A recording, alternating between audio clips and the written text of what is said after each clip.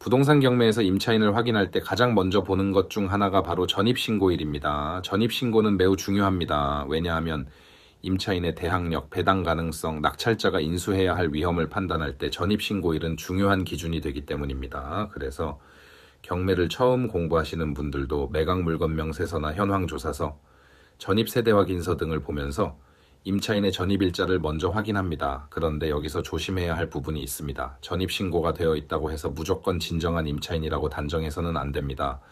전입신고는 중요한 자료이지만 그 자체만으로 임대차의 실질이 모두 증명되는 것은 아니기 때문입니다.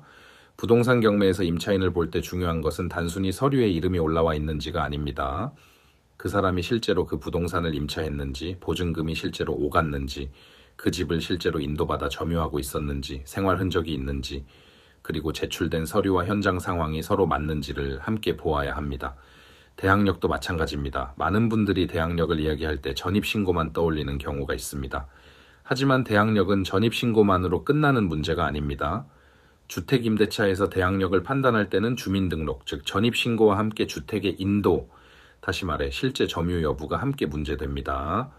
쉽게 말하면 주소만 옮겨놓았다고 해서 곧바로 모든 것이 인정되는 것은 아닙니다. 실제로 그 집을 인도받았는지, 그 공간을 생활의 근거지로 사용하고 있었는지, 점유가 인정될 만한 사정이 있는지를 함께 확인해야 합니다.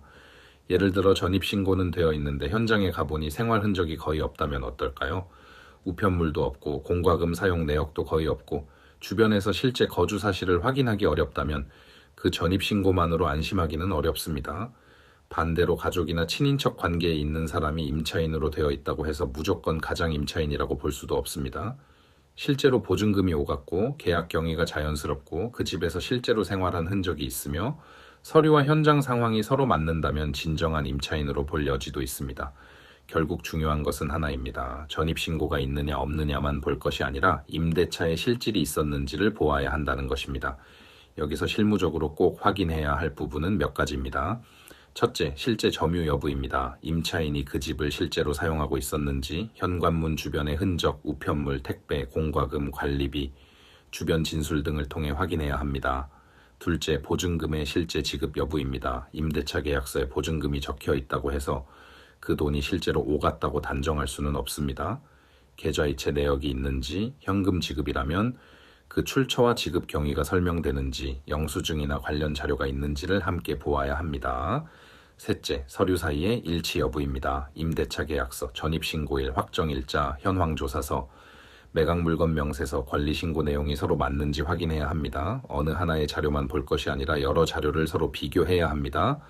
넷째, 계약의 자연성입니다. 계약 시점이 경매 직전인지, 보증금 규모가 현실적인지, 임대인과 임차인의 관계가 특수한지, 기존 채권을 보증금으로 바꾸었다고 주장하는지 등을 살펴보아야 합니다.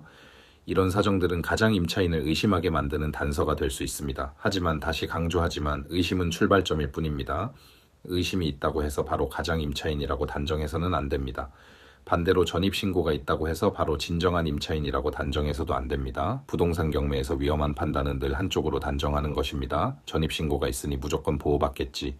이렇게 생각해도 위험하고 가족이니까 무조건 가장 임차인이겠지. 이렇게 생각해도 위험합니다. 결론은 항상 자료로 내려야 합니다.